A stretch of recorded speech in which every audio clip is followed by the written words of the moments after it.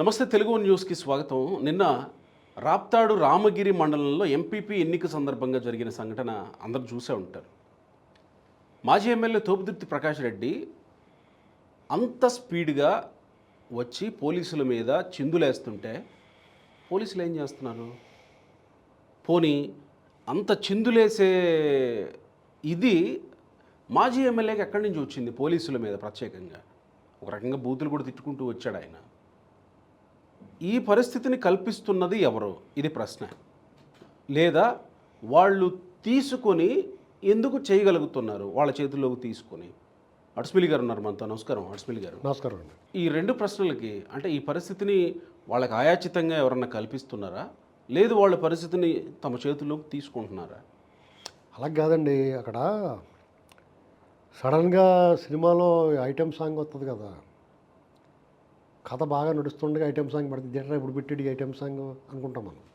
అంటే బాగా సీరియస్గా ఉన్నప్పుడు ఒక ఐటెం సాంగ్ పెట్టినా, కామెడీ ఎపిసోడ్ పెట్టినా సినిమా రంజం చేస్తుంది. కానీ ఒకసారి మనకి ఇసుకొస్తుంది సడన్గా కథను బ్రేక్ పడినట్టుగా. అలా ఉంది నేను ఎపిసోడ్. అదేంటది, ఎంపీపీ ఎలక్షన్లో ఏవో జరిగినాయి. గతంలో తెలుగుదేశం పార్టీ బాయ్కట్ చేసిన ఎన్నికలే. అవును. అప్పుడు ఏకగ్రీవంగానో ఎన్నికలు జరిగా మొత్తం మీద వైసీపీ వాళ్ళు 100% గెలిచారు. 100% అంటే ఎక్కువ శాతం ఏకగ్రీవాలే అయినాయి. వాళ్ళే గెలిచారు. ఎలక్షన్ జరిగిన చోట కూడా రకరకాల విన్యాసాలు, కొన్ని చోట్ల టీడీపీ జనసేన వాళ్ళు గెలిచారు. అయితే ఇప్పుడు వాటికి వాళ్ళందరూ కలిసి మండల అధ్యక్షుడిని ఎన్నుకోవాలి కదా. అలాంటి ఎలక్షన్స్ అధ్యక్షుడిని ఎన్నుకుని ఎలక్షన్లు ఏవో జరిగినాయి. అందరూ వాళ్ళ బ్యాచే కాబట్టి జరిగారు. అక్కడ ఏదైనా అవకతవకలో అయినా ఉంటే వాడు సుధాకరన్ ఒక ఎస్ఐ ఉన్నాడు, ఆయన వాళ్ళతో ఏదో వివాదం ఉంది. అంటే ఇది తెలుగుదేశం పార్టీకి ఏం సంబంధం లేని ఇష్యూ ఇది యాక్చువల్గా. అసలు ఎన్నికల ఇష్యూ కూడా కాదా? ఈ ఎన్నికల ఇష్యూలో కూడా తెలుగుదేశం పార్టీ వాళ్ళు ఏమి ఇన్వాల్వ్ అవ్వకుండా వాళ్ళకి ఏం సంబంధం ఉంటుంది? వాళ్ళు ఇన్వాల్వ్ అయితే వాళ్ళు వీళ్ళు ఎందుకు వెళ్ళిస్తారు? ఇలా అని మాయం చేస్తారు కదా సినిమాలు. ఇలా అనగానే శ్రీ విష్ణువు మొత్తం మాయమైపోద్ది కదా. అలా కొన్ని జరిగినాయి కదా, లాగబడేశారు కదా. వాళ్ళు పెద్ద ఇంట్రెస్ట్ చూపించలేదు రాప్తాడు నియోజకవర్గం సంబంధించి. వాళ్ళు రామగిరి మండలం ఎంపీ అది మనం వాళ్ళకి అవసరం అనుకుంటే వీళ్ళు అడుగు బయట పెట్టనిస్తారేంటి? అది అది పట్టించుకోలేదు. ఇది అంతర్గతంగా వైసీపీలోనే అతను ఉన్నాడు కదా, ఇప్పు చూపించాడు. అతని పేరేం పేరండి? మాధవ్. గోరంట్ల మాధవ్కే ఈ తోపుదుర్తి ప్రకాష్ రెడ్డికి ఒక లోపల ఒక అంతర్యుద్ధం ఏదో జరుగుతుంది వాళ్ళకి. ఒకరికొకరు పడవపోవటం, అది క్యాస్ట్ వార్లు ఆడితే రెడ్డి వెర్సెస్ కురుబా అన్నట్టుగా ఏదో ఉంది. బీసీ వెర్సెస్ రెడ్డిగా వీళ్ళు మా పెత్తనం మా ఆధిపత్యం అన్నట్టు వీళ్ళు ఉంటారు ఆ పార్టీలో. బయట మళ్ళీ వారేషన్ చేస్తే కాళ్ళు కొడతారు, అది వేరే కదా. వితంద పార్టీలో అతను మాధవ్ తన ఆధిపత్యాన్ని చూపించుకోవాలనుకుంటున్నాడు, ఇతను తన ఆధిపత్యాన్ని ఇతను చూపించుకోవాలనుకుంటున్నాడు. ఇక్కడ సుధాకర్ ఆ ఎస్ఐ కొంచెం మాధవ్ సపోర్టరు. అందుచేత దాని మీద బూతులు తిట్టుకుంటూ వచ్చి మీద పడ్డాడు. అవును, ఎస్ఐనే తిడుతూ వచ్చాడు. ఎస్ఐ అన్నీ కేసు నమోదు చేసి మకిలర కొట్టాలి. మరి ఎందుకు వదిలేసాడో తెలియదు. ఎందుకు వదిలేసాడంటే అతను కూడా వైసీపీ సపోర్టర్, ఆ ఎస్ఐ గారు కూడా. అంటే పైకి వచ్చిన తర్వాత అక్కడ మీకు అలా కాదు, టీడీపీ వాళ్ళ ప్రాపకంతో పోస్టింగ్ తెచ్చుకున్నాడు అతను.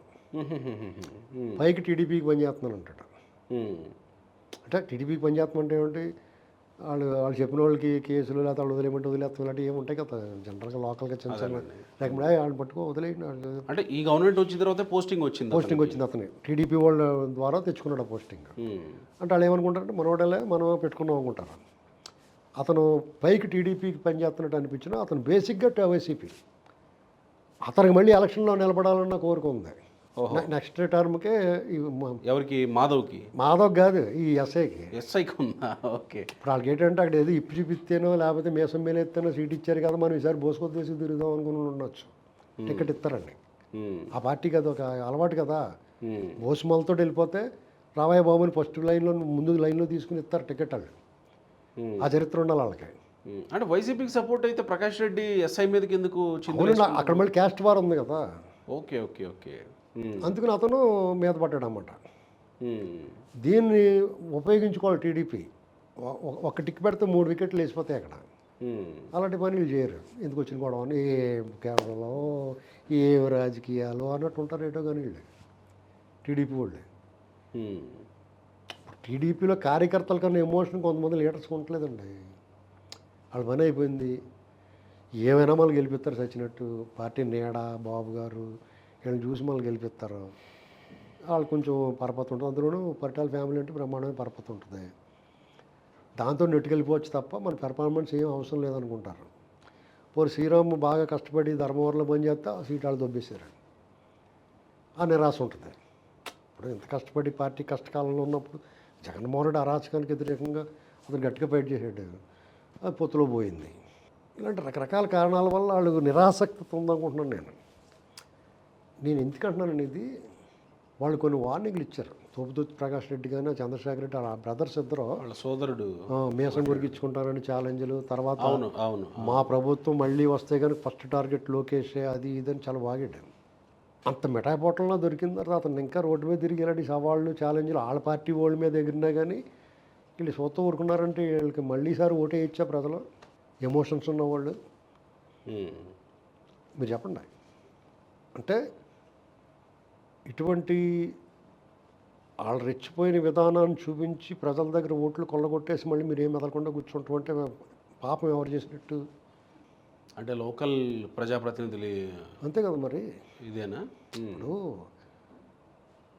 ప్రజల్లో ఆలోచన వేరేగా ఉంటుందండి. పరిటాల రవీంద్ర గారి ఫ్యామిలీ వాళ్ళ అబ్బాయికి ఏమవ్వకూడదు, సునీతమ్మ గారికి ఏమవ్వకూడదు, వాళ్ళు గెలవాలి ఒక ఇమేజ్లో ఉంటాం మనం దూరం నుంచి చూసేవాళ్ళం.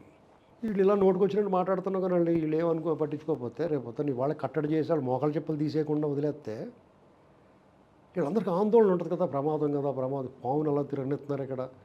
ఇప్పుడు పాము తిరుగుతుందండి, దాన్ని పట్టి పావులు బట్టి వాళ్ళకి అప్పచెప్తి పంపించేయటమో లేకపోతే దాన్ని ఆటలు తరిమేయటమో చేయకుండా తిరిగితే తిరిగిందిలే అన్నట్టు వదిలేశారు ఇంకో ఎప్పుడే వచ్చి కరుతుందో తెలియదు కదా. రాష్ట్రం అంతా చాలా చోట్ల ఇది ఉంది. ఇదే బాధపడుతున్నారు క్యాటర్, అంతే, వేరే ఏం లేదు. తెలుగుదేశం నాయకత్వం మీద ఎవరి కోపం ఉంటుందండి, అభిమానం ప్రేమ పొంగి పొరలిపోతూ ఉంటుంది. ఆ పార్టీలోకి వచ్చిన వాడు అంత ముందు వరకు ఎలాంటివాడైనా కానీ ఆ పార్టీలో రాగానే ఎవరినైనా ప్రేమించేస్తారు వీళ్ళు. లేకపోతే పార్థసారథి ఎమ్మెల్యే మంత్రి అయిపోయాడు, పార్థసారథి గారు మంత్రి అయిపోయాడు కదా. అంత ముందు వరకు వైసీపీలో ఉన్నాడు కదా, అవును, పరమ శత్రువే కదా వీళ్ళకి. అయినా సరే పార్టీలో రాగానే గెలిచాడు, సీట్ వచ్చింది, గెలిచాడు, మంత్రి అయిపోయారు. ఇంకొకటి, నేను విజయవాడలో ఒక కంపెనీలో ఒక సంస్థలో పనిచేస్తున్నప్పుడు పార్థసారథి బోడే ప్రసాద్ అటు ఆ వర్గం ఈ వర్గం వాళ్ళిద్దరు డిబేట్లో కూర్చున్నారు. ఆ వర్గం ఈ వర్గం వచ్చి కింద కాపు కాసుకుంటున్నారు, సవాళ్ళు విసురుకుంటా ఉన్నారు. అలాంటి వాళ్ళు తెలుగుదేశం పార్టీలోకి వచ్చిన తర్వాత ఒకే కారులో కలిసి ప్రయాణించారు. అదే మరి, అదే విచిత్రం. చేత తెలుగుదేశం క్యాడర్ చాలా బాగా రిసీవ్ చేసుకుంటారు వాళ్ళ పార్టీ అధినాయకత్వం ఏం చెప్తుంది. ఈ మధ్యకాలంలో కొంచెం సోషల్ మీడియాలో కానీ కార్యకర్తలు కానీ కొంత అసంతృప్తి కనపడుతుంది. కారణం ఏంటంటే ఇలాంటి లోకల్ లీడర్స్ వల్ల దాన్ని ఆ ఎమోషన్ని, తెలుగుదేశం పార్టీ అంటే ఒక ఎమోషన్ అండి, అంతే. ఆ ఎమోషన్ లేకపోతే, ఆ ఎమోషనల్ బాండింగ్ లేకపోతే పార్టీ ఎన్నాళ్ళు కార్యకర్తల బేస్ మీద ఉండదు. నాయకుల్లాగా వీళ్ళు కూడా ఎక్కడికక్కడ వెంకటలక్ష్మి నువ్వెవడరా పని అయిపోయిందరు అన్నట్టు వీళ్ళు ఉంటారు కదా. ఆ ఎమోషన్నే మిగతా పార్టీలకి ఆ ఎమోషన్ ఉండదు.